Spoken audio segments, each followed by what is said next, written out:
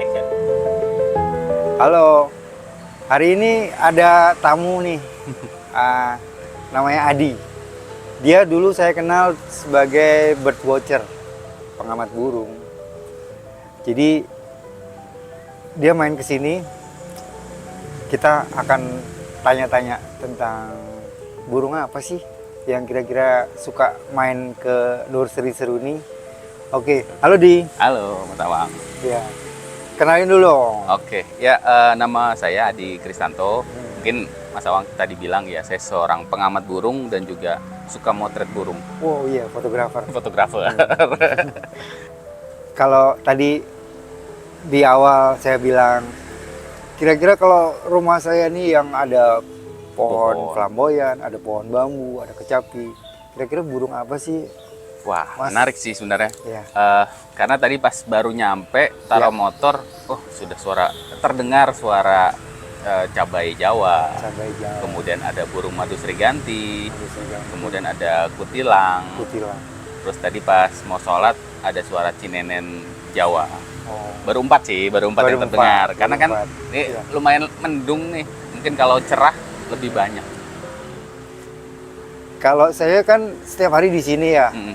Mas Adi. Jadi saya tuh ngafalin dia pagi ada, Mm-mm. sekitar antara fajar tuh habis subuh menjelang ke siang itu ada Ada. bunyinya. Terus siang-siang itu suka ada tuh. Mhm. Katanya burung juga suka tidur siang. Betul, Apa betul. benar?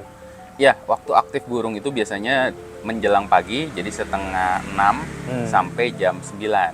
Itu mereka keluar. Aktifnya. Habis itu mereka santai nih. Jam 9 sampai jam 11 itu mereka santai, maksudnya tetap ada bersuara, tapi Iya. tidak terlalu banyak kegiatan mencari makan. Jadi hanya bertengger, kemudian berkicau, udah kayak gitu. Nah, menjelang jam 12 sampai jam 1 mungkin ada yang diem. Mungkin orang bilang dia tidur, tapi sebenarnya dia tidak tidur, dia hanya istirahat aja, berdiam Iya. diri kayak gitu. Karena memang kan di belakang itu ada bambu lumayan banyak lah, dan di jam itu yang jam 12 sampai jam 2 lah, itu suka dahannya tuh pada Turun ke bawah. gerak-gerak. Saya lihat oh ada burungnya.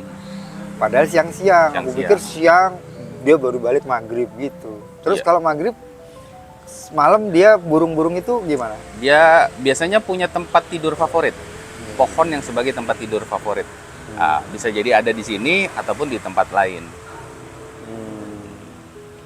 Kalau misalkan di sini, ya coba aja senter malam-malam di sekitar pohon, ada nggak burungnya gitu. Ada sih, ada. Kalau ada, ya itu jadi tempat tidur favorit burung itu. Di bambu sama di kecapi. Kecapi. Karena oh ya, tentang yang flamboyan di sini kan dulu sempat saya tanya ke Mas Adi, apa sih pohon favoritnya burung? Katanya kan dijawab flamboyan kan. Makanya waktu itu, wah saya butuh nanam yang tanaman yang besar bisa nanam di rumah. Ternyata memang bagus kan. Dia sebagai paranet gitu, tidak terlalu rimbun, tapi menyaring menaungi. sinar matahari. Nah, ada nggak spesifik burung yang selalu ditemuin di pohon flamboyan? Di flamboyan tuh biasanya cabai Jawa, kemudian ada burung tekukur, sama biasanya kutilang. Tuh. Kalau tadi sih udah sering kelihatan si cabai Jawa dari tadi muter-muter. Itu kelihatan tuh, ada dua tuh yang di sana tuh, ya nggak? Oh iya, yang di atas. Yang di sana tuh. Si cabai Jawa. Tuh. Kalau cabai Jawa sendiri, dia sebenarnya suka di sini karena dia makan serangga yang kecil ya. Serangga yang kecil kayak lalat-lalat buah gitu, sama dia juga suka kersen, buah ceri. Iya, Nah, kalau ceri dia berfungsi sebagai penyebar biji dari pohon-pohon kersen. Makanya kadang kan kita heran nih, kok di dinding orang tiba-tiba ada pohon kersen tumbuh. Nah, pelakunya si cabai Jawa ini. Oh, si cabai Jawa itu favoritnya dia kersen. Kersen. Kalau tekukur? Tekukur. Kan di Jakarta saya lihat tekukur itu kan di daerah yang apa? Hutan atau pinggiran yang banyak pohon gitu. Tapi kalau di Jakarta sebenarnya masih banyak. Banyak. Tekukur itu sama seperti kutilang, dia adaptif. Jadi bener di kondisi yang sedikit pohon, dia tetap bisa hidup. Yang mirip perkutut itu kan? Yang mirip perkutut. Ya. Iya. Karena apa ya? Kita biasa nyebutnya observer bird. Jadi dia emang menjelajah, kemudian beradaptasi dengan memakan apa saja. Maksudnya ketika orang buang makanan, kadang pun dia makan itu. Terus sebenarnya saya itu di beberapa tempat, entah museum atau lapangan di mana gitu kan ada ritual melihara burung dara. Burung dara. Dikasih rumahnya yang bahasa Jawa pagupon tuh ada rumahnya gitu. Terus mereka tuh kayak semacam ada feedback sama pemiliknya ketika datang bawa kantongan, bawa makanan, jagung itu, wah mereka langsung merubung kita. Itu mungkin nggak di sini? Kalau di sini sih dengan menanam pohon, burung udah datang ya. Jadi kalaupun mau itu sebenarnya ada kotak-kotak untuk tempat pakan burung, bird feeder namanya, itu bisa digantung di pohon. Artinya nggak perlu kita pelihara merpati gitu? Nggak perlu dikotak-kotakin, karena mereka rata-rata yang di Jakarta itu dia bikin sarang sendiri. Dengan memanfaatkan ya rumput, kemudian daun-daun kering. Kayak gitu. Jadi ya sangat penting ya seperti ini sebenarnya di lebih ini. Udah cukup nanam pohon, mereka akan datang sendiri. Mereka datang sendiri.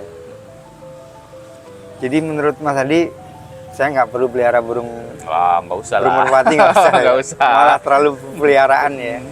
Justru... Cuman yang menarik kalau mau, misalkan mau tahu jenis burung apa, pasang aja perekam suara. Dari... Itu perlu di atas atau sebenarnya dari di depan rumah sini juga bisa. Nanti tinggal saya bantu identifikasi. Burung apa saja. Malam pun ya. Siapa tahu ada burung hantu kan? Emang iya. Yang banyak sih kalau malam di sini musang. Musang pasti itu. Musang, terus mungkin ular. Ular, saya pernah ngobrol sama orang tokoh masyarakat sini, katanya ular mah takut sama keramaian. Kalau rumah bapak di pinggir jalan gini pasti nggak ada kok pak, tenang aja gitu. Saya amin, semoga nggak ada gitu. Ya, kalaupun ada ular di sini, Pak, ular pucuk biasanya. Ular pucuk, ular warna apa? Lidi, warna hijau.